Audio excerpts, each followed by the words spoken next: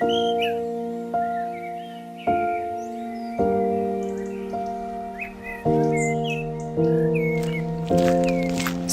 of life, told by photographers. It's a real blur sky today. We've got rain. It was that kind of rain that just, it's not particularly heavy, but just leaves everything soaked. I'm test driving a camera at the moment. I've decided not to bring it out today. I am going to an airport over the weekend, and I thought that's the best place for me to test drive it. So it'll get a test drive, and I will report back.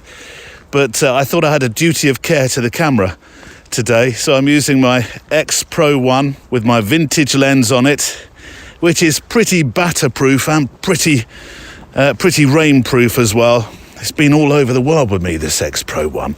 And actually, I remember I've dropped it in snow. It's even been not deep into a pond, but certainly beyond its depth if it were a swimming exercise for a camera.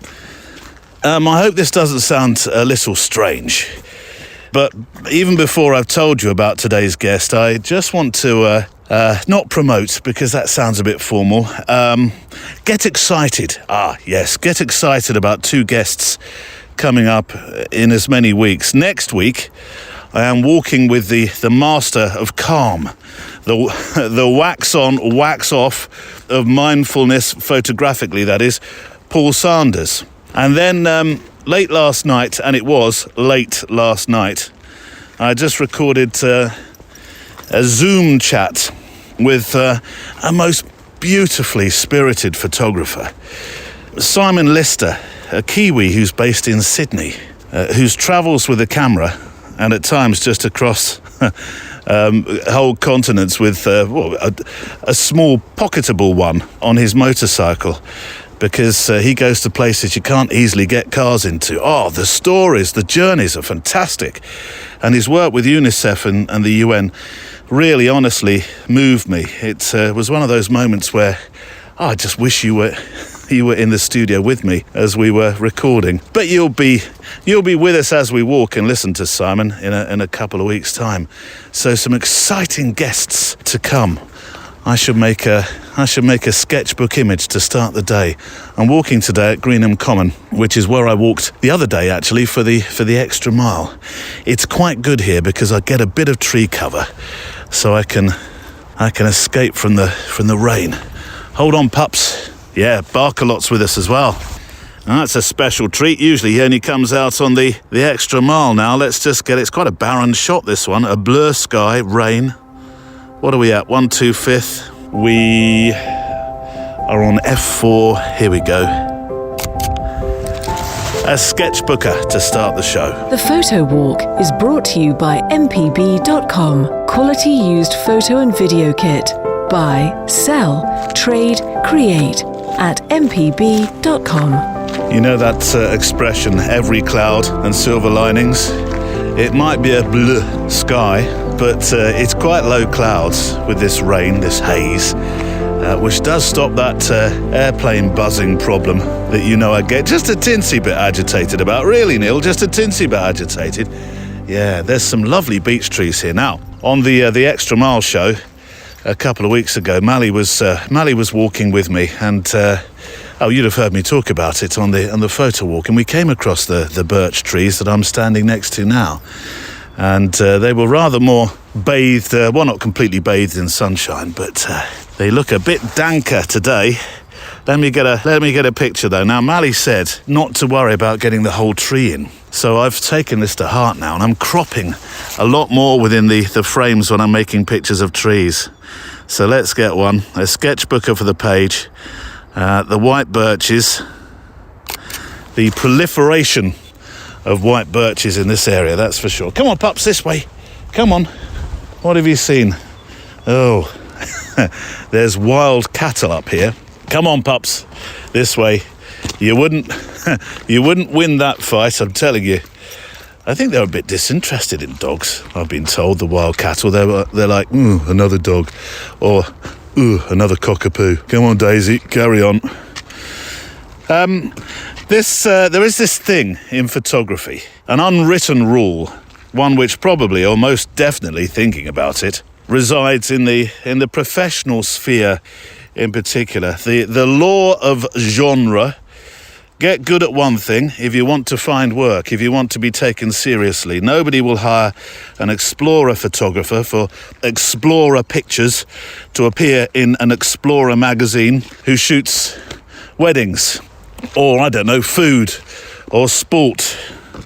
If you want to photograph current affairs, you want to be dang sure you don't show family work in or around for 1,000 miles your news portfolio. See, it's the law of genre. And you know, I partly agree, with a little disappointment, because it would be fun to see some of the major league photographic hitters' lesser known work, like the wedding portfolio of a Magnum great, for example. There's been Magnum photographers that have shot weddings, but you'll never see their work, from the weddings, that is. It does exist, but regrettably, I do agree. I mean, I wouldn't expect to see Sebastião Salgado's extraordinary black and whites of the Amazon, since he's mentioned today within the conversation that we have, alongside some snaps that he made when he was last at the Stade de France with his good mate Henrik Saxgren watching the footy. No, I wouldn't expect to see that. And I don't know whether Salgado shot weddings, but if he did, would I expect to see them amongst those just incredible Genesis pictures? Of course I wouldn't. No. But I'm annoyingly going to contradict. Really, Neil, I do happen to think that there is space for work of very different genres to cohabit. And I do see it, even from what you might call your big hitters, a sort of opposites attract relationship that is the talk of the office by the water cooler. Did you know that they shoot weddings? No, surely not. Yeah, they do. And today's guest, Dave Brocher, is a very good example of that. He doesn't shy from sharing and mixing up a multitude of different stories, including social photography. He's a speaker, he's a mentor, he's an explorer, he's a photographer with quite literal polar opposites when it comes to pictorial stories on his website. One of the most celebrated photographers in the world, according to Nikon. He's a fellow of the Royal Canadian Geographic Society, and his pictures have been used by CNN and Photowalk for the Daily Telegraph and the WWF, and I don't mean wrestling, though I dare say he'd look absolutely fine in a grappling leotard. And you might be wondering, and if you didn't say this, it must have been my other listener who said, Neil, today's title then, Misadventures with a Camera. Sounds a bit grim, doesn't it? Have you looked up what misadventure means? Misadventure is what happens to people cited in the news. Yes, I did look it up. Or the folk I read about with a terrible Grim Reaper eye raise when the Darwin Awards are announced each year. And if you don't know what they are, I'll leave a link on the show page. Read with caution. So adventure, yes, adventure is, well, it means when things get wild. Misadventure, when things turn ugly.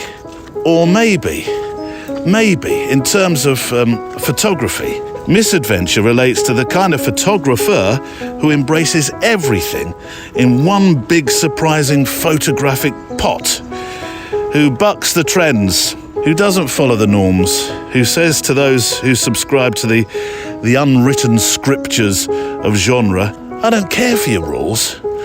Let's go have an unconventional adventure. And that really describes our guest, Dave Brocher. Today on the Photowalk. I kind of just grew over the course of my career to maybe shun that word genre and just focus more on the term or label storyteller, right? And I think that's what we do as photographers. We tell stories of the world around us. Stories of life told by photographers. And today we're joined as you and I walk by Dave Brocher in a show that's written by you, from the letters, the thoughts and the pictures that you've shared with me. Everyone is a photographer on this walk, whatever camera you use, and that includes the smartphone, because this is a show about how taking and making photos has you feel, what it does for us and others around us, and we'll be inspired as we walk by words from other picture makers and adventurers, or maybe even misadventurers today with a camera, past and present. In the mailbag today then on this show, escaping from the 9-to-5 job to make some pictures when everybody else is just sat in the bar, jostling in the street with photojournalists. There's more escaping, this time for the dentist for a day of photography. Warning, warning, we have one of the first letters in response to asking you the big question. Why? Why photography? What is your why? There's also the winner, or the Flask Award, if you like, for last month's assignment set by Alexander Ward called Untitled. Taking surreptitious pictures in the train of travellers, or at least the shoes of travellers, and knowing what a lion is likely to do next, which could be handy, you never know. It's eclectic knowledge today. Nearly 7 billion people on this planet are able to make a photograph with something and record life. So we are not walking alone, you and I, documenting our place and time in this world. Checklist out, coffee brewed and in the flask, Garibaldi's packed, earbuds in, walking boots on. Shall we walk? Squelch, squelch, squelch, squelch. Sir Barkalot is going to be absolutely filthy. This has got a shower written all over it when we get home. Fortunately, he's getting all right with showers. There was a time he just had to walk towards the bathroom. He'd go and hide under the bed. But no, he's embracing it a lot more these days. Let's start with a couple of letters this week, where the photographers are many, many miles apart from each other. But they're joined together, I know this might sound a bit like a cliche, by this wonderful thing that we do all together now, making pictures. And also, actually, by the subject matter. Have we had a letter in from Dakar before? There's a few Dakars around the world. I'm talking about the one, Dhaka in Bangladesh is the one I'm talking about. I don't believe we have. Chalk this one up, shall we, as a first. Pups, don't go down there, this way. This is very strange. I'm walking by, there's kind of a pond here that, it's almost bronze. It's wired off. It's at the airbase. Clearly something was being stored here that they don't want us to get anywhere near. Look at that. That's just not natural as a colour. Let me get a picture. Now, I did take a picture of this with Mally, and Mally will, if he looks at this picture, he will say, wow, where's the water gone? It's all kind of drained away. It does look like something sort of, here we go, 1/2/5, f4, ISO 400. It's like a scene from a swamp. Come on, Barnes, let's leave this area. I'm not sure that water would be very good for... I'm not sure anything around here would be good for you to start sniffing. Certainly not drinking. Come this way, come on. Yes, so 2 letters that have a connection by the subject matter. So we'll start with Jarku Klavist. I practiced that. Jarku Klavist. Now... my Dutch names, my Dutch pronunciations are not fantastic. I've been told this. Jarku, is that anywhere near what it should be? Jarku Kleiwicht. Yes, most definitely a work in progress. Dear Neil, I need to travel a lot from my base in the Netherlands to India and Bangladesh for work and really enjoy the Photowalk podcast during the flight, but also in my car while commuting to the office and back home again. I'm a sales manager for a Dutch company which is designing and manufacturing dredging vessels, and we sell worldwide. And from my travels to offices in Dakar, I love to walk around in the early morning or evening with my beloved X Pro 3 and my 35mm, trying to get a glimpse of locals and photograph them at play and work. My focus is on making portraits of people as they work, and I really love to connect with people first and make them feel comfortable. It's normal perhaps, but I forget that people are in general quite proud of what they do and more than happy to talk about their professions, and better still, 9 out of 10 actually like to be photographed. Telling the story then of people and their work life is what I try to capture, and it's what I'm truly passionate about. Kind regards from Yaku. I've popped some pictures onto the new look show page to go with episode 370 today. And Jaakko, I love the street feel to your pictures. There's a, dare I say, an almost sort of raw feeling to them as well. And I can see that you genuinely enjoy meeting people. And just for me, so this is completely self-indulgent, but there's a part of me that would, it's a very big part of me, that would love to hear the sounds of where you're photographing, because I would imagine that's as vibrant as the pictures. So, there's a challenge for you, Jaakko. Next time you're in Dakar or one of these other fabulous places you visit in India and Bangladesh, then get some sounds as well. Make us a story. There we go. Challenge set. Challenge accepted. I don't know, Neil. I'm busy. I've got meetings to go to. All right, Jaakko. But if you can, fantastic. And this gift, it is a gift, isn't it, that you have to be able to travel with work and make your pictures. You know, and I know this isn't your reason, but I spoke to somebody recently who started photography because when they travelled a lot with work like you do, when they got to the other end, their experience of each new place was simply the hotel lobby and a bar with colleagues and copious amounts of the falling down juice.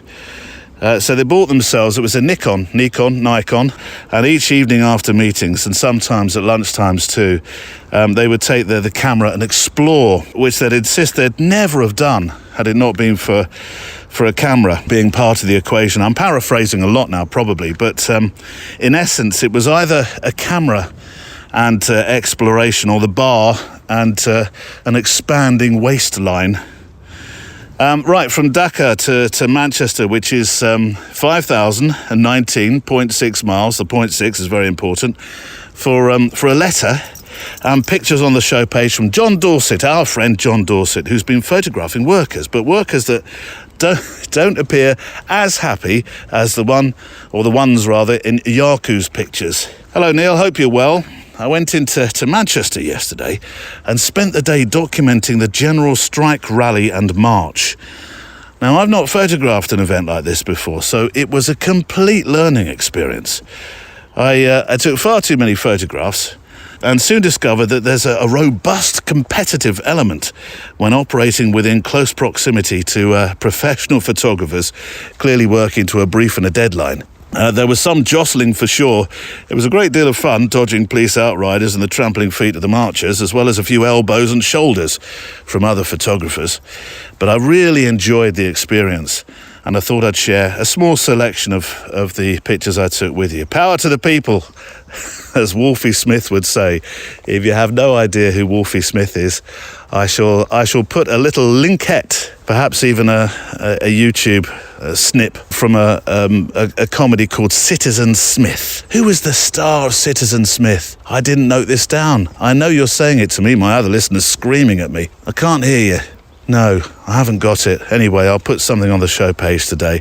As for jostling with professionals, the tricks of the trade in the years gone by, particularly in press packs, when photographers would all be stood next to each other on step ladders, and then arms would come reaching across and just tweak your focus when you were just about to make the shot. I'm not quite sure whether that's as relevant today with autofocus being what it is, but jostling with professionals, yeah, I can imagine the scene, particularly since you were in really close, and you'll see this on the pictures on the show page today. You really have taken me into the marches. You've really taken me into the people, as Wolfie Smith might say. They're fantastic and well done. Love the energy, and I really can sense your courage as well. So, audio inspiration. Now, I was thinking about having something that was photojournalistic here, but instead, I want to feature Alex Frederickson from episode 312 and her wonderful Feet Under the Seat project. Hang on a moment. There's a hat here. Now, a few weeks ago on my 365, I'm sure I took a picture of this woolen hat. I'm sure it was this one, but it was right across the other side of this former airfield. And it's just appeared here in a tree again. Is this hat moving around the airbase? I feel just before I introduce Alex's bit, let me just get a picture. Hold on. I'm manually focusing. I'll stay on 1/2/5, F4. I'll place the hat in the lower third so it's not just boof in the middle of the shot. It's a sketchbooker for sure. It's a hat on a branch. I'm sure that's the same one as the one that I took in the frost in that really cold spell a few weeks ago. I'll try and compare the pictures when I get back later on. Right, where were we? Yes, Alex Frederickson with her wonderful Feet Under the Seat project. And I suppose in some respects, if I can draw, it will be a bit tenuous, but if I can draw some sort of similarity, like you with your problem solving in the streets, John, Alex had to problem solve for this project. She wasn't jostling with people. In fact, actually, she was having to be as clandestine as she possibly could, because in Austria there is a rule about making photographs of people without their permission, for sure. But I think just there's a straight rule about people photography in that it's just not done. You can't make pictures that feature other people, which for street photographers must be, well, nigh on impossible. I can't see how that's... we've talked about the history of that being a problem. You know, in years to come, there'll be a period of Austrian history from street photography that's just intentional camera movement and blurring. But Alex came across with a genius idea. She photographed feet under the seats of the trains she was riding in. She would listen to the conversations and make stories, written narrative stories, alongside her photographs. Fantastic idea. There were just no people to be found. So I jumped on the train and there was me and one young man in the carriage. And I dropped something on the floor. And as I bent down to pick it up, I looked under the seat and I saw these feet looking at me, and I thought, oh, look at that. And it's actually one of the first pictures that I took at all of feet. So I took the photograph and I actually giggled. In a time when the whole world was depressed, I was depressed, everybody was absolutely fed up, I laughed and I thought, this is so quirky, I'm keeping this picture. You know, the next day I rode at going to work time, so 7:30. And this carriage, there were maybe 4 people in it. I was so excited because there were 4 people in the carriage. I'm looking around. You know, usually when you're in a train, you sit and you look out of the window, or you play with your phone, or you do anything. You think about where you're going. You do anything but look at the people who are sharing your space. And from the first moment, I tuned in instead of out, and I was watching all these 4 people, and I'm looking down at what do they have on their feet. Can I glean anything from what they're wearing, from how they're sitting, from their posture, from anything about them? And then I moved to the seat behind them every time and just took a surreptitious photo. And every time I looked at it, and I was like a little kid at Christmas. It was like, oh, look at that. In a split instant a moment ago, while you were listening to Alex Frederickson, and I will leave a link to that episode on the show page today if you'd like to go and hear the full story. In a split instant, Barnes found himself a rabbit. I thought he was on a project. He's been off the lead and he went diving. Come this way, pups. Come on, forget about the rabbit now. He went diving into the brambles here. Oh no, he's going to come out with about 1 million thorns and appear with a rabbit in his mouth. A dead one. Oh, hope you've had your shots, pups. Come this way. Come on. Come away. See, this is why on a Friday we don't go walking together. Because we start to get complaints that I'm talking to you. We do. Blathering, talking to your dog, we'll be in trouble, pups. Do you remember I asked you the big why question a few weeks ago? I threw it out there to see who might like to tackle that one. It's going to be one of my mantra questions this year. There appear to be, I said 2, but I think there's 3 mantra questions, not necessarily in this order. What is fine art photography? What does storytelling actually mean? And what is your why? Now, 2 of those come up in today's conversation with my guest. Neil, it's almost like you planned this thing. Well, sometimes it does appear that way. but they are questions I will be asking of my guests this year. The why. I really want to unpick the why of people's photography. Here is John Anderton who wrote in. John Anderton's attempt at the why. Thank you so much for your letter, John. And if you feel brave enough, if you've heard John's attempt, you might think, right, let me have a go. I want to answer this. And John, for your troubles and being the first to really try and, well, you're going to say to me, he didn't try at all in a moment, but slight spoiler. John, I am sending you a flask, because you did have to consider it. I can see it was a consideration moment for you. What is your why when it comes to photography? Hi Neil, says John, thanks for the wonderful show, you're very kind. Though I have to confess to not actually walking with you when I listen. You as well? Usually I am... ... Where is John? Don't say Bath, please John. Don't say Bath. Usually I am ... cooking. However, being in the kitchen doesn't stop me taking pictures while I'm listening. After hearing you and your other listener ask the big question in show 366, I was exercising my outstanding culinary skills by heating a frozen pizza in the air fryer at the time. See, John, that is my level of cooking. Anyway, says John, while I was heating a frozen pizza in the air fryer, I pondered long and hard, looking for an answer to the big question, the photographic question of why. Why we make pictures, why we do this thing. And after a great deal of mental straining, John, we're hanging on your every word here, I finally had to admit, yes, John, I'm not intellectual enough to come up with a highfalutin artistic reason why I take pictures. Plus, I don't think, Neil, we do highfalutin on the walk any more than we do nose-bleedingly technical, do we? Well, I think we can do highfalutin when it comes to the why, yes. So in the end, says John, I had to admit to myself that I take pictures because no one else was there at the time seeing what I was seeing in the way that I see it. John, what are you talking about? It didn't need to be highfalutin. That's a perfect answer. See? Come on, pups, this way. This is why I'm sending you a flask. That wasn't highfalutin, but it was a very good answer. A flask-worthy answer. So you are now, well, you will be in possession of, that sounds a bit sinister, a famous, not so famous flask. It's winging its way to you, very gradually, of course, when you consider all the postal issues at the moment. And who are these pictures for? Well, one of the advantages of being an amateur photographer, says John, is you get away with being totally self-indulgent. So if I'm honest, the pictures really, well, they're for me. And there's nothing wrong with that, John.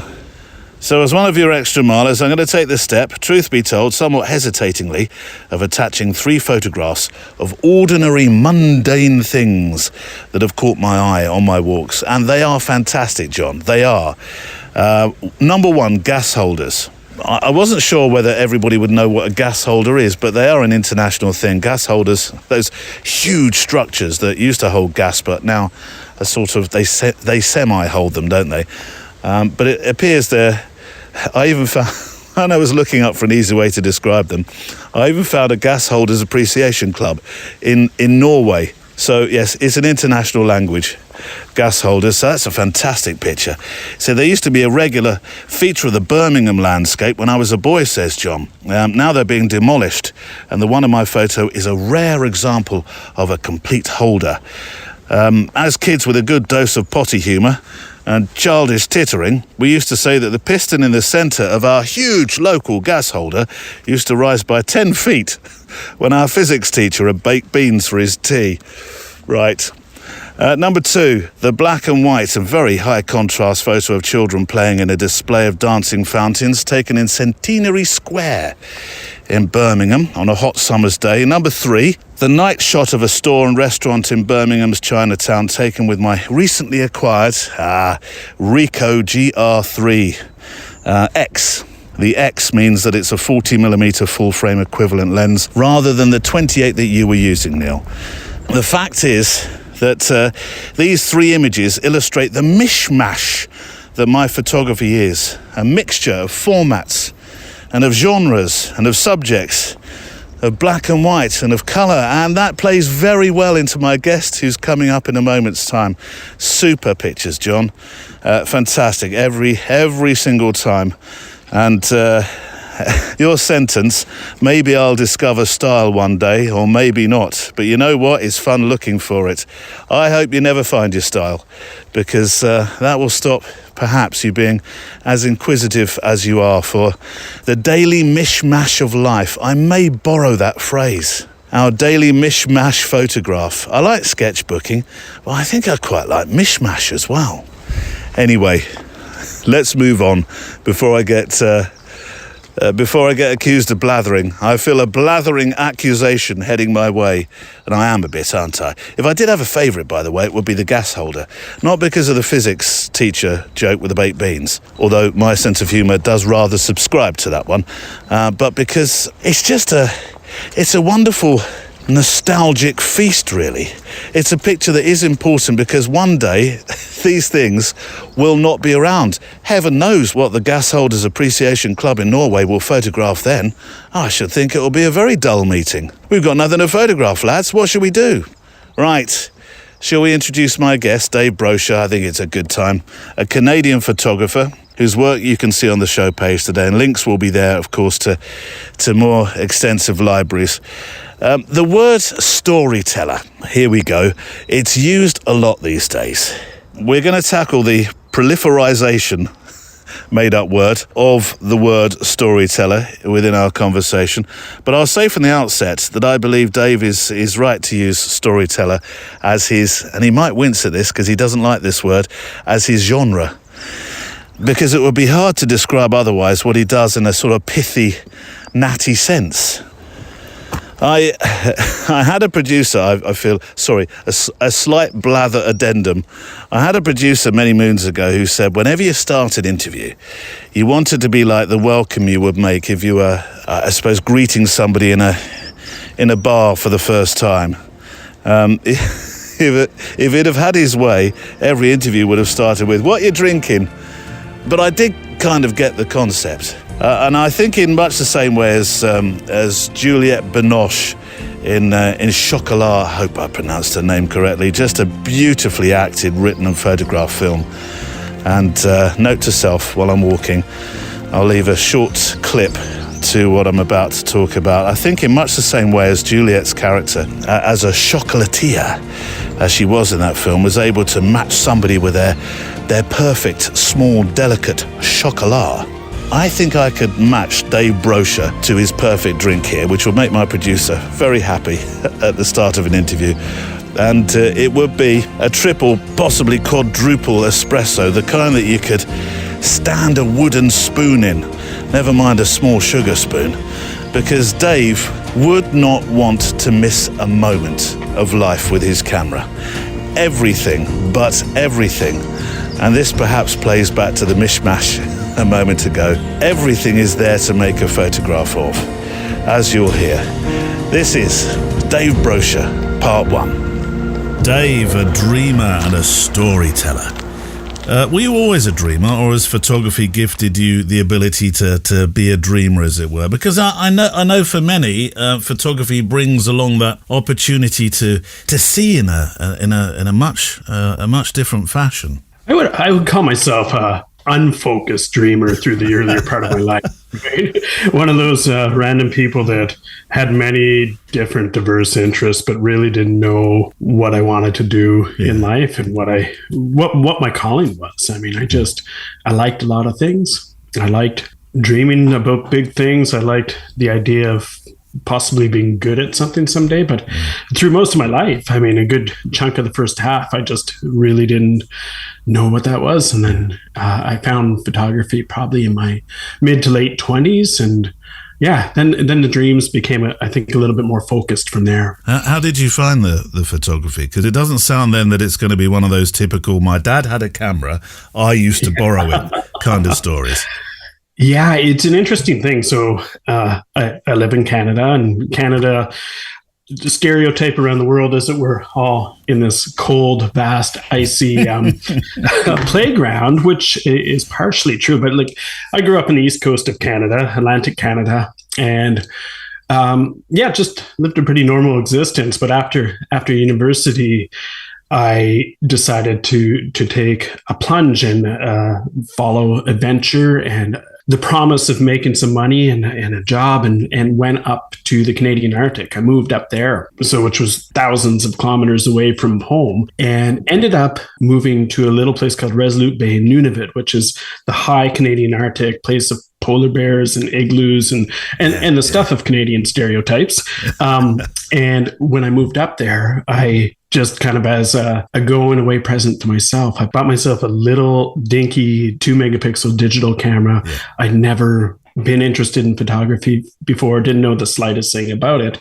But I moved up there with this digital camera that was in its infancy back then. It wasn't by chance the Canon Ixus or something like that, was it? No, it was a Fujifilm 2 megapixel camera. Right, okay. Little point and shoot. I can see it. Yeah. And so moving up there with this little toy, really, but it was a thing to document this strange and wonderful place. It was so different from my home in Atlantic Canada, and just kind of show friends and family back home this incredibly beautiful and bizarre world that I found myself living in. And I think just being outside in nature and realizing that pressing this button on this little digital device, I had a creative side that came out of that, and that I really enjoyed that process. And right away, I realized the limitations of this tiny device with 2 megapixels, and I actually went back to film and kind of decided to really learn photography because I just discovered this passion while being up there. Well, when you became a photographer, I know you're a man who does not like the word genre, and I'm cautiously tiptoeing around it, Dave, because I don't want to pigeonhole you in any way, shape or form, because actually, if you look at your site, there's social photography, there's exploration, there's stories about, and we'll cover this later actually, one particular person sometimes, there's portraits, there's weddings, so your life as a photographer is varied with a capital V, isn't it? It really is. I remember back in 2006 is when I was really starting to think that I maybe wanted to do this for a living. It's all I could think about, all I could dream about. And I remember everyone that I ever talked to in photography that was kind of established as a photographer, any book that I picked up, any blog that I would read, all kind of preached the same thing, that you shouldn't do that path, that you should kind of pick that one thing and become very good at it, and rather than spreading yourself thin. And I remember thinking to myself, it's good advice. By all means, it's solid advice. But I had the problem that I enjoyed doing everything, right? I would go out and do a creative portrait and realize I really love this. Or then I'd go shoot wildlife and realize that I really love photographing wildlife. And then I'd go out and just want to do a walk in nature, do a landscape image. And I love that. And then somebody would ask me to shoot a wedding, which I thought I would hate. And I realized, you know what? I actually really enjoyed the documenting and just the storytelling nature of the day. And I think that's why I kind of just grew over the course of my career to maybe shun that word genre and just focus more on the term or label storyteller, right? And I think that's what we do as photographers. We tell stories of the world around us. And I think that could be many different things. I remember actually listening to you in an interview, and you were struggling to find what you would describe yourself on a business card. Are you any closer to that now? Is it still?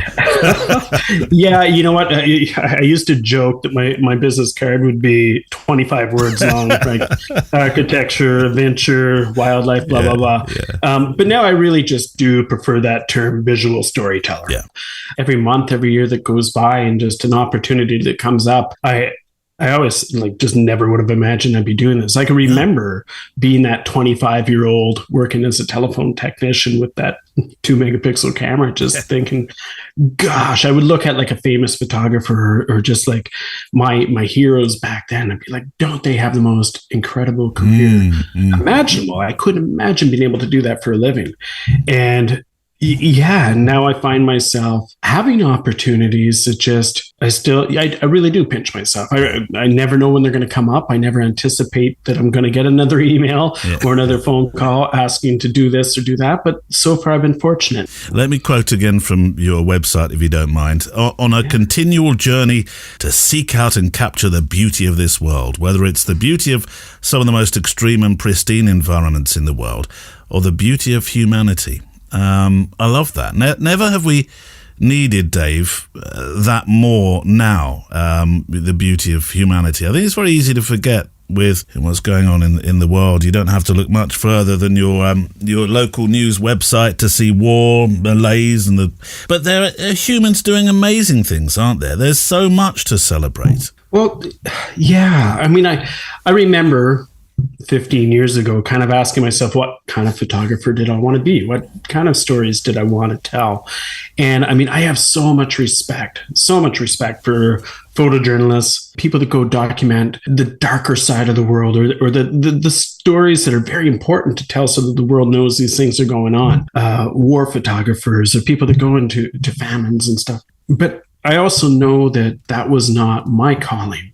That I think the world does need to see a beautiful side, that we do need to have hope and that there is good in so much around us. And I think, that just really has always been a bit of a calling in terms of my work and what I'm drawn to photograph. Shonda Rhimes is a name that some people will be very familiar with. She wrote a book called The Year of Yes, and there's a TED Talk actually as well, which I will include on the show page in this week's video library. But it's essentially the story of somebody very well known now for all manner of reasons, and how saying yes brought about chance and opportunity and, well, if you like, happenstance, all manner of scary things, I'm sure. But you occur to me, Dave, to be somebody who sees all manner of stuff as an opportunity, not something to be feared or pushed back upon.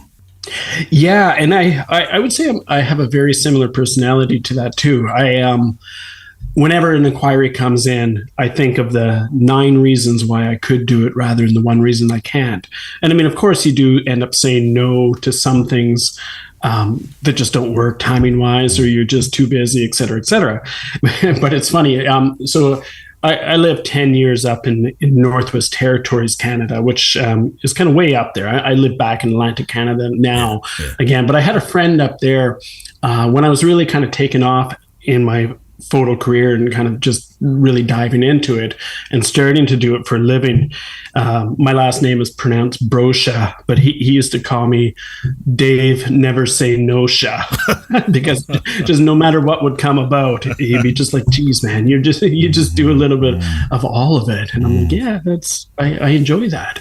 Well, best part of 2 decades of photography now. A fair amount of that time spent making black and white pictures. But it took a particular book, Genesis, that was by its very name, actually, the genesis for your own concentrated love of black and white. Take me through. It was a present, wasn't it? It wasn't a book you bought. It was a prezi, wasn't it? That's correct. So the great Sebastião Salgado, I had been a fan for a long time, and somebody gifted this book to me, big coffee table book. It's huge.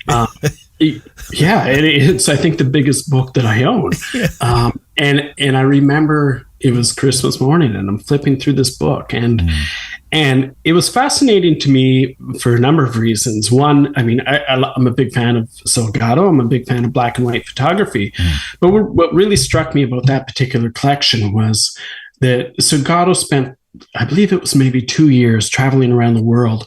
And he's in some of these extremely colorful landscapes that are known for their color and known for the beauty and the vibrance of the areas he's in. And he chose to do this entire project just documenting these different countries and different areas of the world in black and white. And I just remember being profoundly inspired by that. And at that time in my career, I was really getting more and more into black and white photography. And I was due in the next 3 or 4 months after that to do a lot of extensive travels myself. I was due to go to Antarctica. I was due to go to the Faroe Islands and Iceland and some really colorful, incredible, beautiful places too. And I just remember being profoundly inspired by that book and just thinking, you know what? it's time to shake something up in my own career and my own path, which I really like doing every 2 to 3 years, just doing something dramatically different than I've been doing. And I thought, what an incredible thing it could be, trying to maybe mimic that in the greatest sense of the word, inspired by, right? Like to take Salgado's inspiration, and I go and try to spend 4, 6, 12 months shooting in black and white exclusively and documenting some of these colorful places in the same light. Yeah, so that was really kind of the start of a big shift in my career, where I became much more I guess more of a black and white photographer. You made some sort of pact with yourself, didn't you, to photograph in black and white for the whole year following that book? Although actually the wheels came off almost immediately the moment you saw 2 penguins with beautiful coloured beaks. Yep, I think I lasted maybe 3 days. That was it. Yeah, 3 days, and I went the next week shooting color, and this was like almost immediately after I made that pact with myself. And I kind of went the next week or 10 days shooting color, and then I kind of just step back again. I'm like, you know what? No, I wanted to do this commitment to myself. I wanted to try. And I ended up doing extremely well for the next 4 or 5 months. And I mean, not 100%, but I shot probably 90, 95% in black and white for the next 4 or 5 months. And it really, really changed things. It's amazing what you can learn when you restrict yourself. Do you think that completely shifted your emphasis from that moment on? Because although you do shoot color now, I know, but you are recognized for your black and white work. Well, thank you for saying that, Neil. It definitely shifted things in a dramatic way. I mean, I ended up starting up and becoming admins of these black and white groups on Facebook, and I ended up putting out a book of black and white photography. It is a huge part of what I do now. I just love seeing that world, seeing the world around me through that kind of set of blinders. It inspires me. I spoke to a photographer only a week or so ago who said he sees in black and white.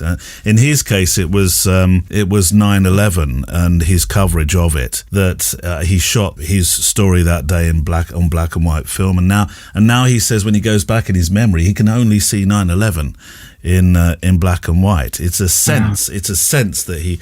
And I think I have heard you say though that you do now see in black and white. Absolutely, and I never would have before I took that inspiration from Salgado. Right, I used to be a photographer that I had a lot of images that I would convert into black and white after the fact. I'd go out and shoot the world in color, and just kind of, hey, does this one work in black and white? And I'd attempt to do a conversion in Lightroom or Photoshop.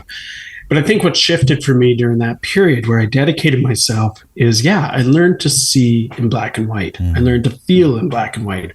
I could look upon the world and understand, just from a tonal perspective, how things would represent without having to press that shutter, right? So it's really a training of your brain and your mind and your soul to kind of see the world around you in a different light. And I very often now, I see a scene and my brain just goes right to black and white before I even reach for a camera. Have you seen any of Salgado's exhibitions? Have you? Not in person. Because I'm not sure whether they traveled to Canada or not, or if they did, whether they were anywhere near you. It's a vast country, you have to remember. Yeah, it's a vast country, and I love where I live, but it is a lower population area comparatively speaking to like Montreal or Toronto or Vancouver.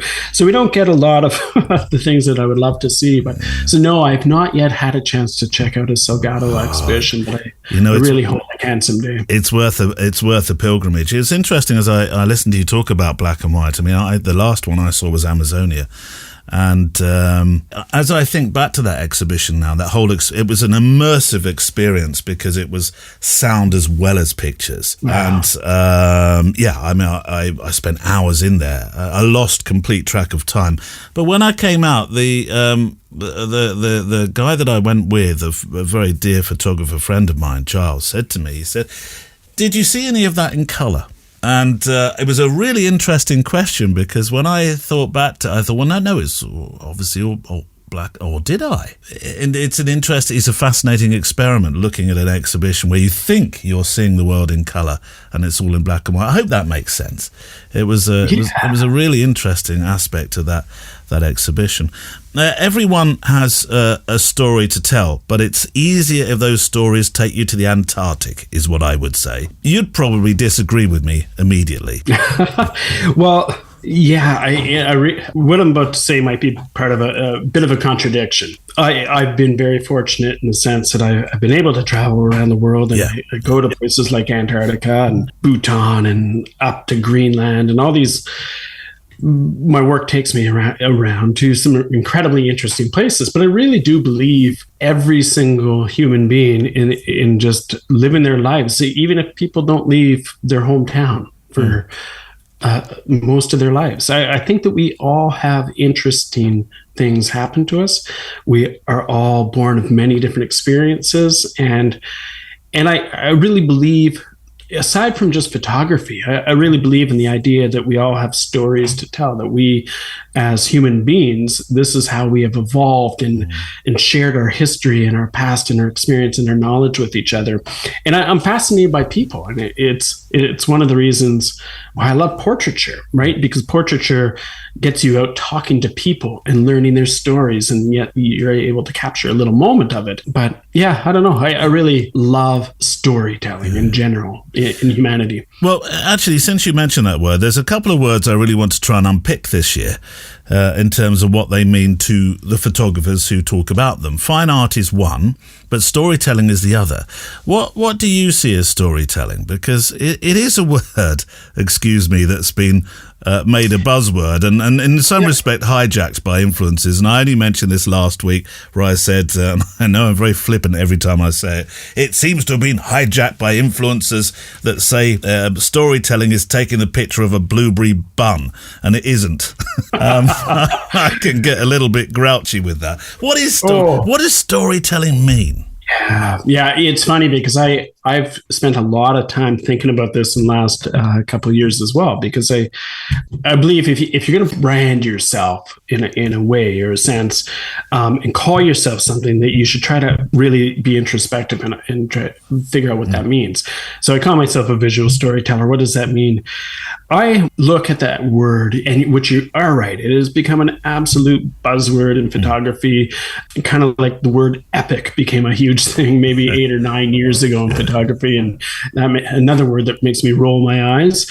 But storytelling, to me, there's two different main components to it. There's storytelling within an individual image, and then there's storytelling as kind of a genre that perhaps that you do in photography. I think a great storytelling image is an image where it is not necessarily, it can be, but not necessarily a pretty image, not necessarily a technically good image, but it's an image with a hook, right? There's something in that image that makes you pause, that makes you come back to it, that makes you think, wow, that's unusual or different or unique. And that can be done through many different ways, shapes, and forms, right?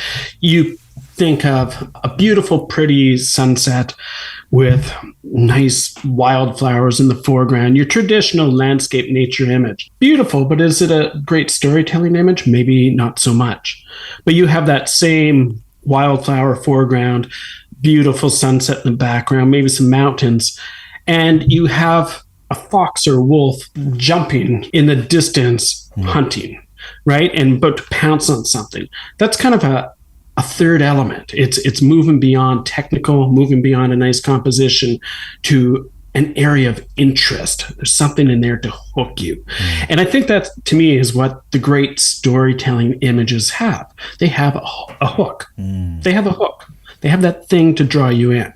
So I think, to me, that's what a storytelling image is. And I mean, that's always my goal when I'm out photographing, to not just shoot pretty or not just shoot a nice technical image. I'm thinking of one particular image. I spoke to Arthur Meyerson a couple of weeks ago, the great American colorist, and one of his photographs that's been well documented, but I love, is a multi-layered image. It's trees upon trees, fir trees mainly, I think, upon trees upon trees upon trees. But in the middle of it, or just maybe set back slightly from the middle, there's just one illuminated golden arches light, and there's a hook. I'm not sure what the story is, but that's a hook, definitely, within a picture. Because it's a beautiful landscape of its own in that it has layers and texture. Yeah. But the Golden Arches makes you question what this is about. That's the pause, right? And those images that make us pause are almost always great storytelling images, right? And you don't even have to know what the story is. But to me, it's letting your imagination go and trying to figure out why it is in this image that I'm stopping on it, right? Compared to the thousands of images that we see every day that we scroll by, that we maybe click like on, but they don't stop us, right? Every once in a while, an image stops us. And I think that's the holy grail in photography, is to create those images that really surprise yourself as the photographer for even taking them, right? It's always my goal when I'm out shooting is to come up with an image with a hook. Now, it's tough. Very often I'm not successful, but when I know I have it, that's the best feeling as a photographer, right? Like I have a unique image. And Dave Brocher returns for part 2 of my conversation in a while. We are going to tackle, well, he is, not we. It's a he, not we. He's going to tackle the question of the why. Why photography?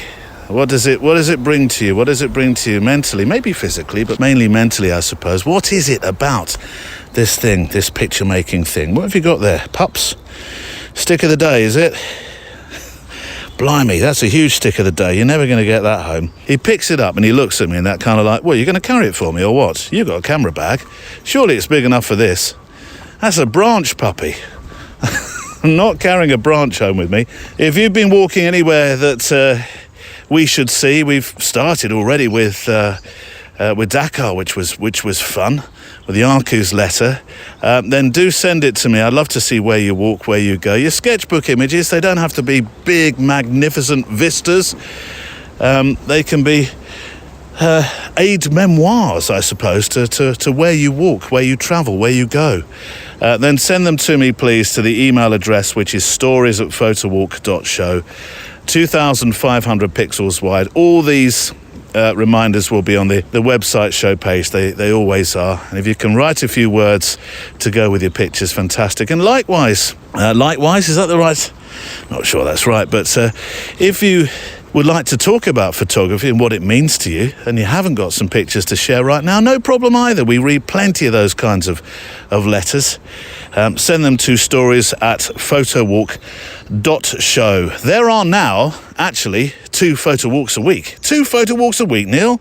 Yes, this one, the Friday one, and then on Wednesdays as well, the Extra Mile, which is exclusively for our Extra Mile patrons who support the show. You're very much part of the team, along with our precious sponsors, because a program like this is a full-on production these days. Plus, we meet once a month for the InVision show on Zoom. Our own guest speakers, questions from my roll of 12. Actually, I'm hoping that the guest speaker for March, she hasn't formally agreed to this yet. I'm looking over my glasses at you, Lynn. I hope you had nothing planned on the 7th of March, because I'm rather hoping you might tell us about your wonderful photographic adventure to South Sudan and Ethiopia. Is that a deal? Yes. Did I hear yes? Yes, you did, Neil. There we go. Sorted, sealed, delivered. On this week's Extra Mile. Extra Mile 25 then is out. It's an hour's, well, it's just over an hour actually, extra walk, where I'm shooting the breeze, as we call it, with former BBC commissioning editor and great friend of the show, personal friend too actually, Anna McCarthy. A photographer now for, I think, pretty much the same amount of time, professionally that is, as me. And we talk, well, where do we start with what we talk about? Street photography, that could be a good starting point. It is a little bit of a frisson of weirdness, isn't it, about going up to someone you don't know and saying that. Yeah. But most people are either flattered, game on, or just say, sorry, I haven't got time, just like they would with anybody coming up in the street and asking them for something. Or they might say to you, well, what's it for? And then I just say, oh, and I just immediately show them my Instagram and show them that I'm a photographer. And I just say it's literally for nothing. It's just for because I like doing it. And then confidence. Well, I'm going to be really honest here. I'm actually quite shy. I'm actually not a super confident person, but I think that I can suddenly just do things. That's all I just suddenly have a surge of, I'm going to do this, and I do it. And that sometimes tricky subject, social media. It's a bittersweet experience, but you have to keep thinking, well, why am I doing it? I mean, most photographers who have a lot of followers on Instagram probably have people who are photographers on there, and so it's not really a marketing platform. That's what I call shooting the breeze, and we're shooting the breeze with Anna McCarthy on the Extra Mile number 25. Dave Brosher, actually, is also featured. He comes back to answer or pick some questions from my roll of 12 random photography questions. My favorite place in the world, aside from home, is Antarctica. I think it's a really special place. Profoundly beautiful. Just it feels like a throwback to what the world might have been a number of years ago before we industrialized and developed so much of the planet. It's out now, so it is. Extra Mile number 25, though actually there's well over 100 additional shows of different shapes and sizes.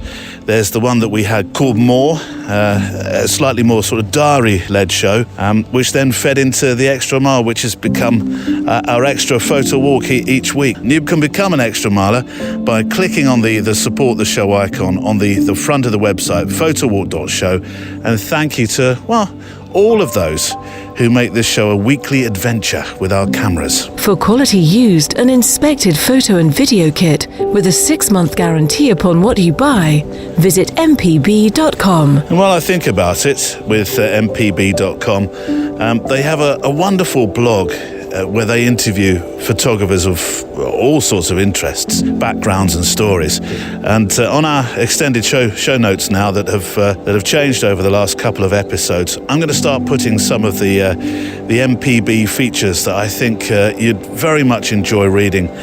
And I am test driving a camera that they have loaned me. It is the Leica, or a Leica. Which one? I reveal in the Extra Mile, but I'll reveal it to you over the next couple of weeks. I would have used it today, but and the sky is blur, and the rain is certainly blur. It's one of those, you get soaked, even though it's not proper rain. If you know the kind of rain that I'm talking about.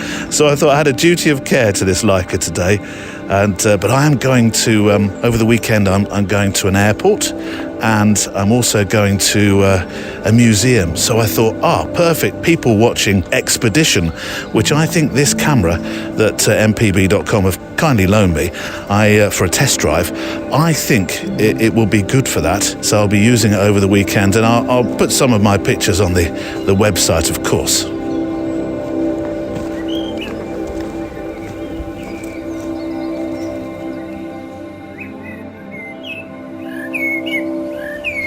Oh, would you look at this? Look at this, pups. A windy, windy wooden path that I would imagine usually, well, I think they must have put it here because the ground is very marshy either side, but it seems to have dried out a bit here. Let me get a picture of it. I like this. It's sort of a wooden version of the yellow brick road. Neil, your imagination. Here we go. I'm shooting with the X Pro 1 today in manual. It's always manual with the X Pro 1. I've got a Yashica vintage lens on the front, 28mm, 1/2 f4, the windy wooden path ahead of me. A sketchbooker. Or perhaps, what do you think, pups? Do you think a mishmasher? Should we call it a mishmasher? I think sketchbook is slightly more appropriate for this one. Don't you dare jump off into that marsh there. Stay on the yellow brick road. Follow the yellow brick road. Right, letters. I am, by the way, acutely aware that I may seem, and sometimes I probably am, entirely random with the order that your letters appear. Sometimes it's more planned than other times. There are some from deep, deep winter that I need to use very soon. Otherwise, we'll have stories about the snow in the summer and vice versa. So you know who you are. You'll be featured, and I'm thinking about having a bonus edition with just letters one Monday, because I think we have. I can never get enough letters. So before you think, oh, hang on, I don't need to write to Neil, you do. But I am thinking about having just a bonus letter edition in the next month or so. Oh, Pups come away from there. I'm really not sure about this looks like a nice pond, not at all like the pond we had a moment ago, but it's fed downstream from that weird pond that I described right at the start that had this copper colour. Neil, don't let the dog drink from that. No, I'm doing my best. Pups, come away. Come on. That's my serious voice, by the way. He doesn't always respond to my serious voice. Here is a letter from Phil Ferris. Hi, Neil. As an introduction, I'm 59, returning to photography with a camera over the last year or so. I've begun my return just before the sea, in brackets, rhymes with bovid. Yes, you can feel my squeamishness, can't you, Phil? Before it closed everything down, I caught it and then had 18 months of its long form. Oh, go, Phil. I'm sorry to hear about that, and I'm hoping that you are or have completely returned to norm, whatever norm means. Come on, Pups, this way. That's a road. Good boy. There's listening. Around the age of 15, says Phil, on a whim, I picked up a Praktica camera that ended up almost welded to my hand. I went everywhere photographing in black and white, as it was cheap and a friend could develop it. From a totally manual camera, I eventually moved on to a Canon A1, which I then sold to buy an engagement ring. What, Phil? You sold your camera to buy an engagement ring? You must love this woman very much. I dabbled after that, but not in as serious a way as I did in the early days. Eventually, camera phones arrived, and I used these until a trip to the United States, and visiting places like Yellowstone prompted me to buy a bridge camera, and then I dabbled until phones once more seduced me. Take the shot, move on. The majority of photos lived on my phone and never appeared in physical form. There'd been the odd twinge that something was missing, but I couldn't quite put my finger on it for ages until I happened to look through some of my old photos, and I thought of the joy that I used to feel wandering with my early cameras. So I bought a Nikon D7500. There's a lot of Nikon mentions today, aren't there? I've noticed this. Quick, call the sponsors. And a couple of lenses, and enjoyed taking it out, but my recovering from the cough involved a lot of fatigue, and the kit was just too heavy. Fast forward to last summer. After saving, I made the leap to mirrorless, a second-hand Fuji X-T2 and a 50mm manual generic lens. I take my kit everywhere now. I take it to work, I take it shopping, I take it on every single walk there is. You see, I was talking about this on the Extra Mile. I am making my transition. Another transition, Neil. You're always in transition. No, it's been I think the last decade has been I know this word's overused. And Alice Tomlinson, who may or may not be listening, she did say that the J word was overused. But I'm going to use it. I've been on it does feel like a decade's journey between you and I. It's been I've dabbled with I haven't dabbled, that's ridiculous, because they're my professional cameras. I've worked with, there we go, that's better. I've worked with Canon and Fujifilm at the same time, and there was a very, very, very, very short dalliance with a camera that starts with the letter S. We had a day off work, continues Phil, for a dental appointment today that got cancelled. What is a boy to do in such a situation? Why, have a photo walk, of course. Yes, that's what I would do. So my wife, Kathy, and I headed to a favourite place, St Ives in Cornwall. We live in a fishing village ourselves, but there's something about St Ives. The wide expanse of sand, the streets unchanged for generations, the light, and Phil, you you had me at St Ives to start with. You really did. We used to go there on holiday, myself, my mum, my dad. St Ives has a lot of treasured memories, it really does. If I was to send just one photo, it would be of a cafe, the shot I grabbed in a moment of passing. We'd hoped to have lunch there overlooking, now I can never say this, pronounce this, is it Porthwidden? Or Porthwidden Beach. Easier to spell than say. I thought the scene was pretty, but thought no more of it until I saw it on my laptop earlier. So one picture seems a bit stingy. I've sent you a whole pile. And you have. And I've put them on the show page today. Both of us were content with a pleasant stroll, despite the drizzle. Oh, you had drizzle too, did you? And a great lunch too. So it's win-win-win. Win with a camera, win with a lunch, win with a place. Definitely. Thank you for the Photowalk website, the podcast and the Extra Mile. They're wonderful inspiration and you're very, very kind. There's some sun. Oh, look at this, pups. Where's this come from? So thank you, Phil, for the pictures. See, these are the St Ives I remember. The fishing boats all lined up. Compositionally, by the way, I love the way that you've diagonally worked with the fishing boats. And if you go to the website today, the show page, episode 370, you'll see exactly what I mean. And no disrespect to dentists at all. But what a far nicer way to spend the day. I appreciate that dentists have a job to do as well. Right, inspiration. Now, a couple of weeks ago, when I was recording that edition with Jason Florio, talking about our Africa expedition. Oh, by the way, thank you. Already, some major league... Have I used that expression today already? Yes, I think you have now. Interest in the expedition. Oh, it's a goer, definitely. 2024, the Gambia. It's going to be happening. I was talking to Jason Florio. It was a real great opportunity to talk about some parts of his photojournalist life. I did not know. And I thought we'd had conversations about everything. Clearly there were great gaps.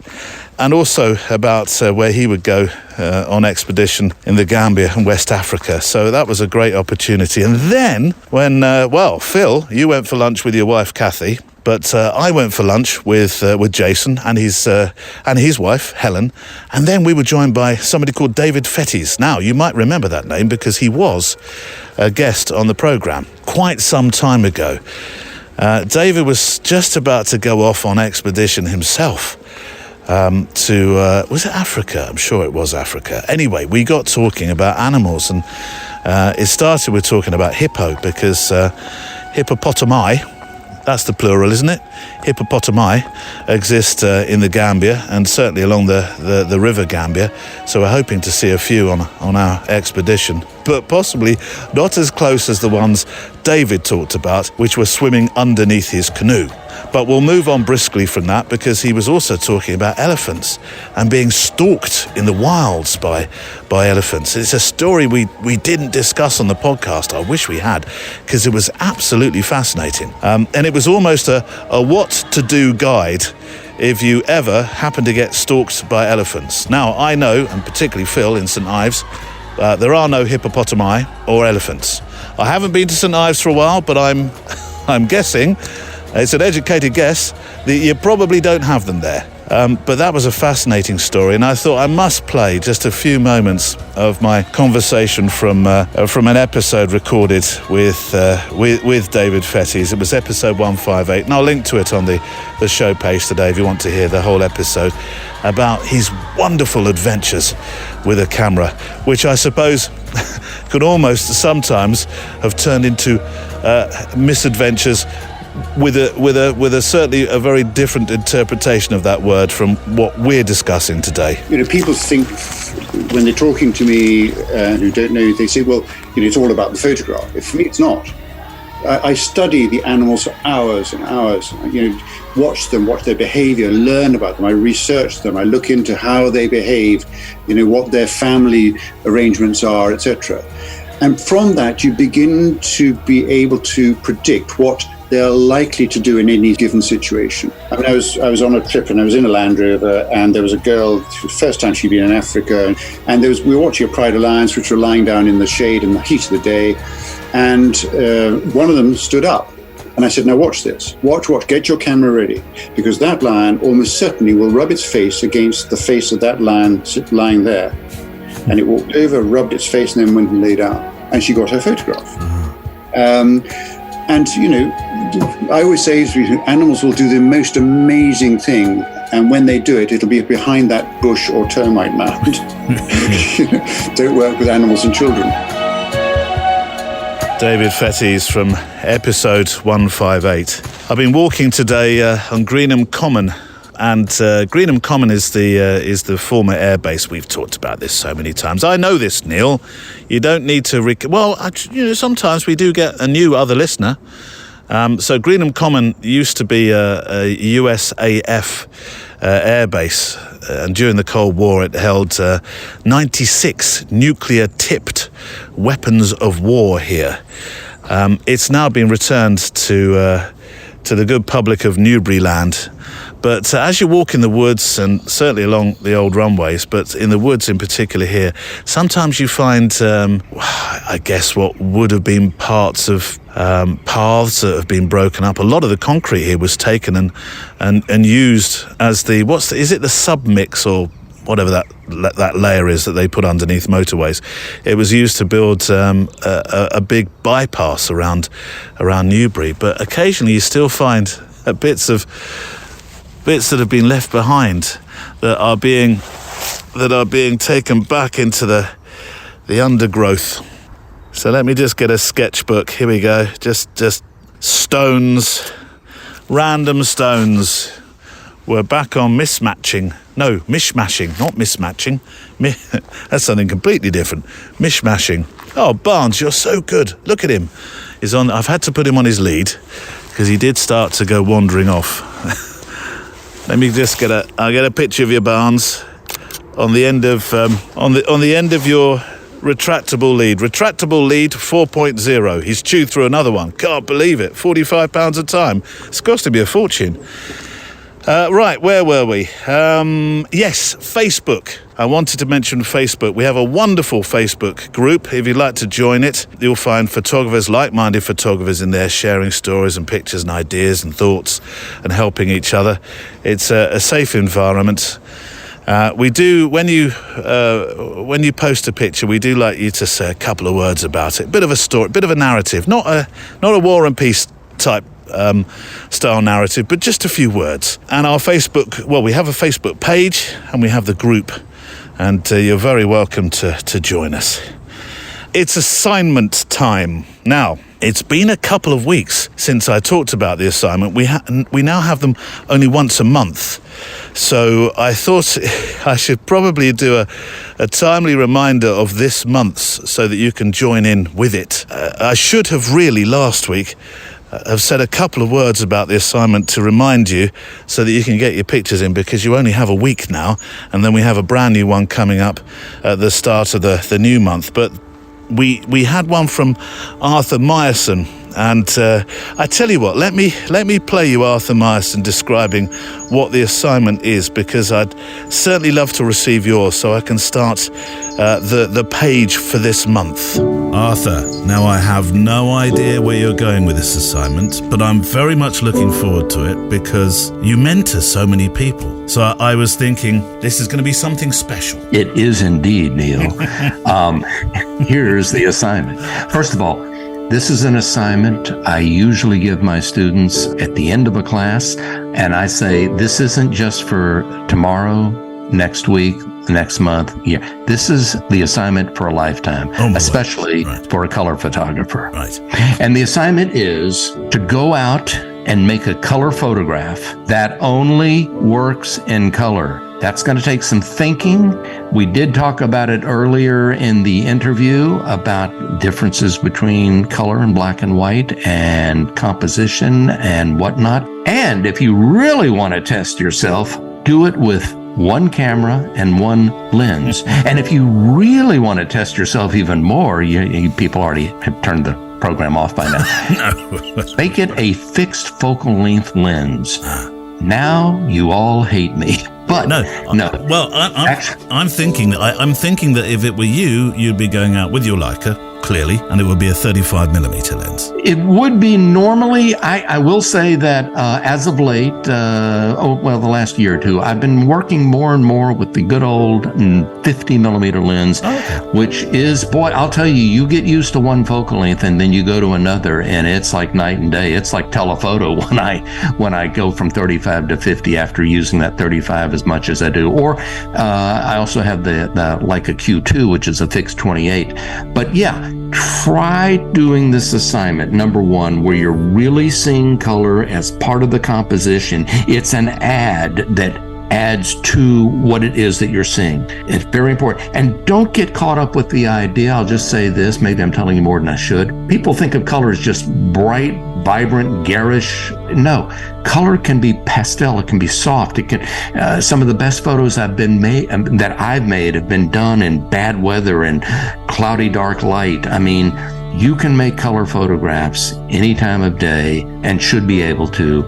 Work with what you've got, but think color. If you can begin to think color, you're on your road to becoming a color photographer. And so I'll leave you with that. Well, one of your photographs that I think of in this respect, when you say they can be pastel, they can be subtle, would be that beautiful picture of the valley leading away with all the trees with a tiny yellow golden arches sign on the left hand.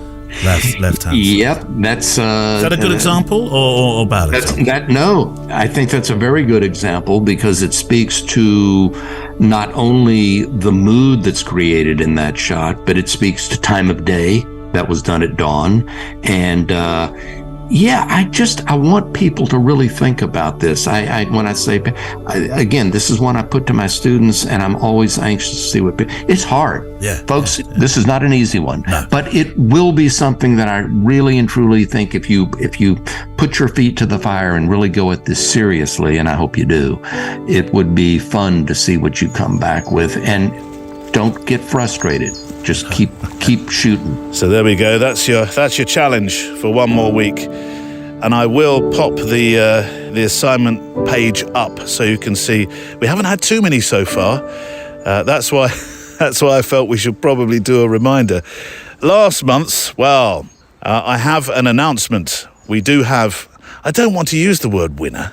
Oh, Neil, you're going to sound all elementary school teacherish now. Everybody's a winner. Are you going to do that speech? Well, everybody kind of is, aren't they? But I'm calling it an eyebrow raise. And I'm issuing the famous, not so famous flask for January's assignment. Now, you know how on the telly they go on to announce a winner on these shows. You have to hang around for at least, I don't know, half a minute, sometimes a minute before they announce it. And the camera sort of pans all around the studio before they do. I'll not increase the tension. I will simply say, well done to, and you've heard his name already, John Dorset. The mist and the intrigue in your Untitled series really, really drew me in. Untitled was the assignment for January. And that was a pretty tricky one, really, because you had to read and find intrigue in the pictures without any form of narrative at all. There was no written element to this one. It was 5 pictures to tell, well, loosely a story, but certainly intrigue, to promote intrigue in your pictures. And John, with the mist and the photographs that you gathered, I really felt that you did that. So thank you so much for that. A worthy, shall we use the W word? A worthy winner. Whisper it. Don't say it too loudly. And with a new month approaching, there will be a fresh assignment for March, coming up on the first Friday March show, and it's going to be set by, I just mentioned her name too. So Alice Tomlinson will be setting the assignment for March, and good luck with it. Get your pictures in for February though, and we'll adorn the page for the assignments, which is on the website photowalk.show, with your wonderful work. Shall we have part 2 of my guest? I think we should. Now, in this half, with Dave Brocher, we get to the real nitty-gritty, as they say, when it comes to the why. And I think you'll like what he has to say. Dave Brosher, your photographic life has been quite the adventure so far, and more to come, of course. Though you don't actually use the word adventure, you say misadventure. I grew up actually really loving adventure stories and really following different just explorers and adventurers and mountain climbers. And I love reading their books, their tales. There's something really inspiring to me about the idea of just pushing yourself against the odds or going out and exploring a part that's of the world that's so out of your comfort zone. I really, really enjoy that aspect of humanity. So it's funny. I never consider myself uber athletic or uber brave or any of this stuff. Like I feel like I'd go out and live and try things, but not to an extreme level. I would never call myself an extreme athlete or adventurer, et cetera, et cetera. And so after a number of years into this career and just kind of thinking about what I've done and the experiences I've had, like, you know what, even though I haven't climbed Mount Everest or I haven't crossed the Greenland ice cap or I haven't done anything extreme in life like that, I've had quite a number of just experiences, both good, bad, ugly, humorous, wonderful, terrible, like so many human beings, right? We live a yin and yang of life where there's good and there's bad. And I really thought, well, my life is not one of an adventurous soul, but it's one of a misadventurous soul. I've gone and done things, and some have turned out great, and some have turned out horribly. But I like embracing both sides of that. Is that what yielded the book, The Art of Misadventure? Yeah. That book kind of came about. And this is where I'm going to contradict myself. I was in Antarctica a number of years ago, and I was on an expedition ship down there, and I got asked to give a talk to the different people on the ship.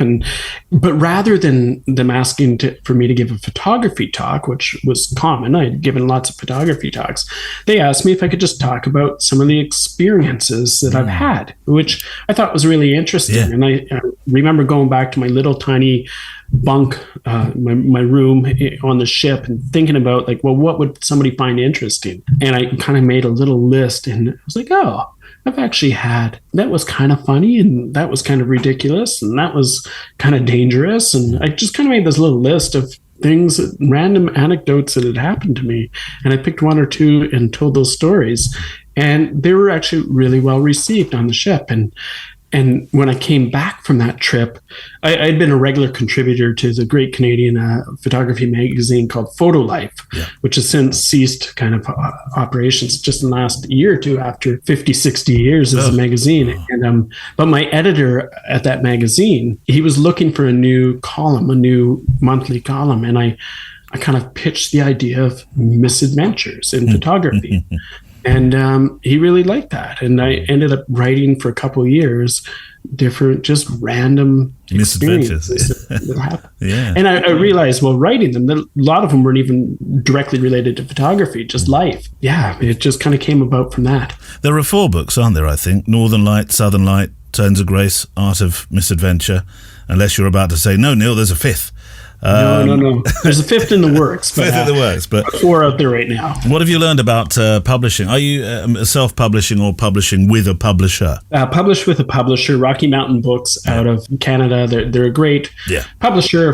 Just the outdoor genre is really their specialty. And it's been a really eye-opening and interesting ride. I never dreamed in a million years I'd have 1 book, let alone 4. And it started out with Northern Light, which was kind of just an exploration of, as the title says, the north worlds of our world, right? Kind of focused on Iceland and Greenland and Northern Canada and places like that. I had wanted to become a writer in university. That was what I had hoped to do, and failed miserably. I tried to get published back 25 years ago and just got rejection notice after rejection notice. And so I remember the first time I held that book, Northern Light, which was a photography collection, but I had written a number of introduction and stuff within it. Just, what a profound experience to actually give some life to this effort, right? You go out and you photograph and you document, you share stuff on social media, but to actually hold a real collection of these images that you poured so much of yourself into, really wonderful thing. It is wonderful to see a photographer who appreciates the importance of writing, and I do think it's a side of our creativity that is sometimes underexplored. But because I think people can be rather worried about writing. I don't write like my favourite fiction writer, or who am I haven't got the language to do this. And it's not about that at all, is it? No, it's about just genuinely expressing yourself. And I think you're absolutely right, we hold ourselves back from I don't know, there's a certain layer of vulnerability in putting your words to paper and your thoughts to paper, where we can hide behind a camera or just have an image do the talking for us. I mean, here you're representing how your brain works, which can be a really scary thing. But I think it's a really wonderful thing. And it's, the cliche goes, we live once and our lives go by quickly. But I like the idea of us as human beings being able to, in our time on this planet, express who we are, whether that's through our art or our images or our words, because that's all we have, right? That's all we have is a legacy to pass on to a future generation of who were you during this life on this planet? Right. And I think words can become a very important part of that. And I've had great fun looking through your photo essays. It's funny, but I could have stopped at Namibia because it's a place I've not been to, which I want to go to. And you've got, I think, 2 posts out of the 36 are on Namibia. There's stuff on the Arctic, as I would expect. But I seem to linger at the stories you write about people. There was and I think the humble portrait is a great door opener, isn't it? I've spoken to various photographers. Who was it who said, he really only makes pictures because he's nosy and he wants to look behind the front door, and that's one of people's houses that you could never, you can in any other walk of life, you could not, Dave, walk up to somebody's door, knock on it and say, have a little look around, please. Whereas as a photographer and a writer, you can. I love the story about the anarchist. A friend and a photographer, a guy called John David. Yes, John David. Wow. Now, you made that story a while ago, to be fair, so I'm sort of throwing you a story that you made 4 or 5 years ago. Yeah, that was such an interesting day. So I'd known John David for a number of years.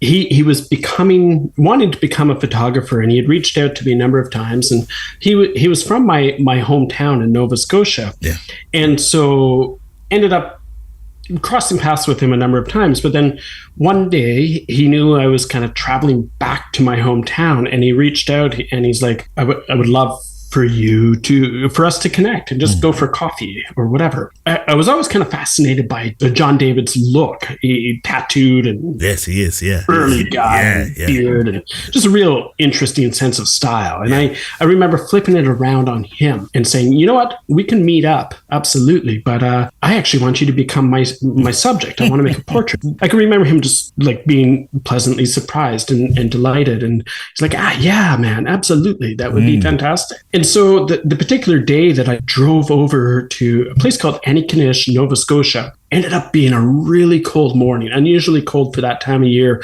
I want to say it was -10 or -15 degrees Celsius, perhaps even more. Yeah. And I remember phoning him up on the way there, and it might have been 9 o'clock in the morning. And I think I had just caught him while he was still in bed. He was supposed to be up by then, but I think he had a late night the night before. And he's like, who is this? Oh, Dave, yeah, come on over. Sure, I'll be ready. And I remember pulling up to, he owned this kind of a place out in the countryside, a little bit of a homestead or mini hobby farm. And I pulled up and he still had a glass of whiskey from the night before that I think he was still working on. But I got to poke around his house and his barn and his place and just trying to get a sense of this life that he lived and his home environment. His children were there and his wife. I just remember finding some locations that I loved and having him come out and just stand for these portraits. And some of them, I think he was still holding his whiskey and just it was a fascinating experience over the course of this hour. And like so many of these portrait sessions are, you don't really know a lot of the subjects you shoot, but you get a little glimpse of their world and their environments and who they are. And it's up to you to kind of figure out the puzzle of this time and space to try to come up with something interesting. Well, I think that's why this one particularly captured my imagination, because yes, he's a very interesting guy to look at, but equally I was thinking, well, why don't I do more of that in my life? There are many people that I find absolutely fascinating. And I have this, if you want to use an old commercial expression, I have the Amex card of, you know, that door opener to be able to ask these questions and get professionally or amateur nosy. And photography enables you that. I mean, when you look at his story, I have 2 university degrees. I've been under surveillance. Some of my friends have tattooed faces. I've crossed cities in boxcars. I've planted trees in hard land for 7 cents each. I sold a photograph to a steel tower for $7,000. I mean, he's a fascinating bloke, isn't he? Absolutely, right? And that's just it. So many of these people around us, we just see them as an interesting looking person or a boring looking person, but they're just people walk by us in every way, shape, and life every day. Yeah, you're absolutely right. This mantle of photographer, it can open doors for us to reach out and learn more about the people around us and see what fascinates them and what interesting things have happened in their worlds. And I love that as a photographer. Well, I will leave a link for it. There are 36 stories and I've picked just one there, but I'll leave a link for that on the show page today. Training and mentoring, Dave, has become an important part of your work now. Virtual training, and is it tricky to virtually mentor and train? Do you, or I suppose when you're in some of the parts of Canada that you are, it's probably the only way you can reach some people in the world. Yeah, I mean, it can be tricky, but also, I mean, through stuff like technology, Zoom, et cetera, it really, you can become more connected to people, I think, like we used to not be able to. And it's the whole idea of mentoring, I think, is a very important one. I think we as more experienced photographers or artists or just humans, I think have a bit of an obligation to try to share some of that knowledge with other people. My mentoring journey actually has a very British connection because the very first person who I would say took me under their wing was the great UK photographer Martin Hartley, who's one of the best adventure photographers in the whole planet. Yeah. He passed through the Canadian Arctic when I was living up there and shot on that 2 megapixel camera. And he knew that I was into photography, and he was on a big assignment at the time, and he was doing work with National Geographic and everything else. And he invited me to kind of go out on the Arctic Ocean with him on snow machines and spend a day or two photographing. And I remember being so embarrassed about my gear compared to the gear that he had. He shot with a Mamiya 645 and this just... Right, this is a guy who'd been around the world and on assignments and the most glamorous stuff that I can imagine. And I remember him just looking at me, being embarrassed by my equipment. And he said, "Dave, that shit doesn't matter." He's like, "You love this, do it." And for the next, to this day, I have a friendship with Martin, and he still will take time out of his life and schedule to just send me a random compliment or a criticism or anything. But he keeps an eye on what I do. And I am so grateful that he took the time to do that 15 years ago, 20 years ago, that I want to pass that on to other people as well, when I can. You had a very important relationship with your father. He was the original misadventurer in your family, and he features in one of your books. You, Dave, like me, you lost your father far too young. What do you think he would have made of your own misadventures with a camera? Oh, he would have laughed. I mean, he is a person that just loved a good story. He loved people. He loved socializing. He loved just the ridiculousness of life. I mean, it really, really did appeal to him. And I mean, I was fortunate enough to at least have a number of misadventures and with him, and to kind of be inspired by him and his love of the outdoors while he was alive. But I think he'd get a good chuckle and be pretty proud about some of the stuff that has happened to me since he passed. Are you ready for the $60 million question? We'll make it We'll make it 60 million Canadian dollars, obviously. What is your why? It's a great question. What is my why? My why, I think, in photography, but also in life, is just to maybe use an embarrassingly cliched statement, but to throw your arms around the world, right? Like, there's just so much experience that we can have in this planet. I don't want to be a person who spends the bulk of my life sitting on his sofa in his living room. I want my life to be the people I meet and the laughs that we share and the tears that we shed. I want to walk around the corner of the bend and see what's there. I just think that's all we can do, right? Is go out there and live. And photography plays a role in that for me, but it's secondary to just living. And I think that's the why. So many people don't get that chance, right? So many people have lives that are ended too early, or they get sick, or they wish they can do stuff. So as somebody who is privileged enough to be able to go and explore, whether it's my backyard or the greater world around me, I think it's important that I do, and that we all do. And I don't mean exploration in terms of huge adventurous stuff on the other side of the planet. I mean adventures in terms of just living your life around you and trying to make the most of it. That's my why. And my sincere thanks to Dave Brocher. Absolute pleasure, privilege to talk with him. And of course, I'll link to his work on the show page. There's, as I said before, there's a new style show page with plenty of films. It's laid out, I think, in an easier fashion. Just slight tweaks, not big tweaks. Slight tweaks make all the difference, don't they? And I'm also linking to just elements from conversations that you hear within my chats with guests as well. It'll all make sense if you go to the show page on photowalk.show. That's also the place where, if you wouldn't mind, because it really does help to build the show. Building an audience isn't purely a vanity exercise. It helps this thing stay here. And if you wouldn't mind taking, I don't know, how long will this take? 2 minutes, 3 minutes?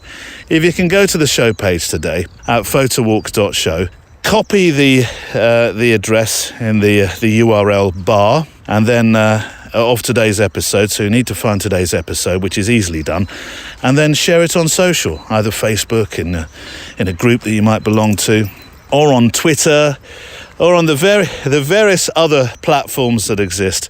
I'd be really appreciative, because it really does help the program and us and our community all grow together.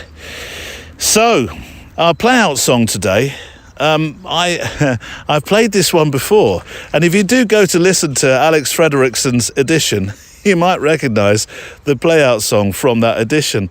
I'll make no apologies, because it's a wonderful, wonderful tune.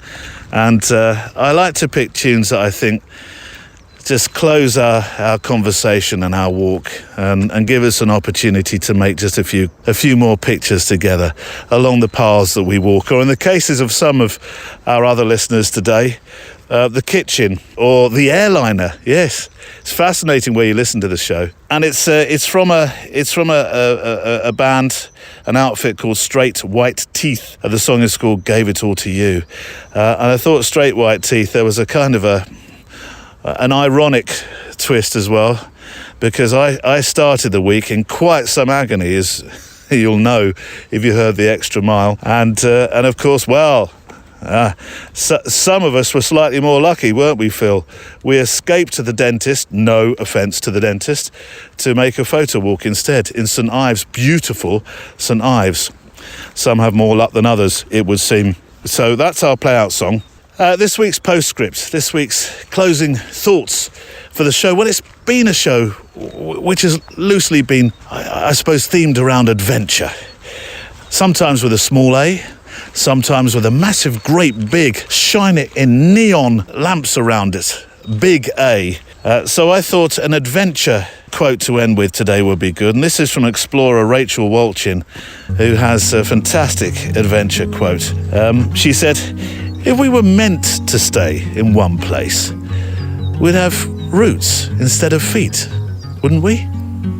All over here, let's get some rest. A big day ahead of us. Your stage work lacks depth. My child, don't make a sound.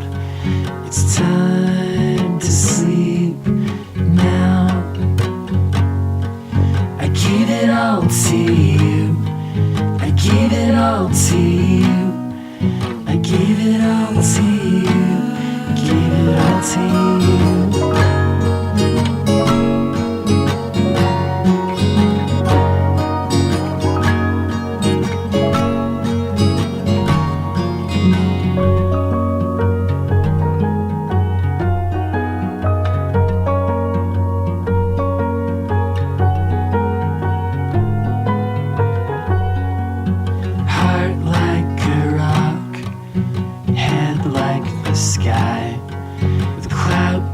Of chemicals improving your life. My girl is a fortress so proud, and she's not coming out. I give it all to you. I give it all to you. I give it all to you. Give it all to you.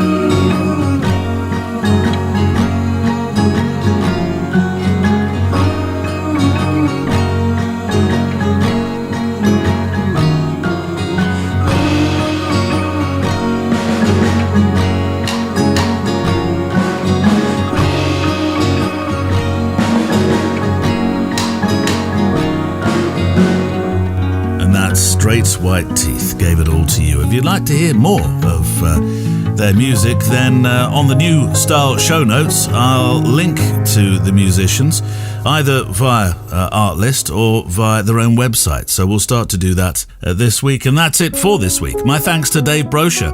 Next week, now, I'm walking with Paul Sanders.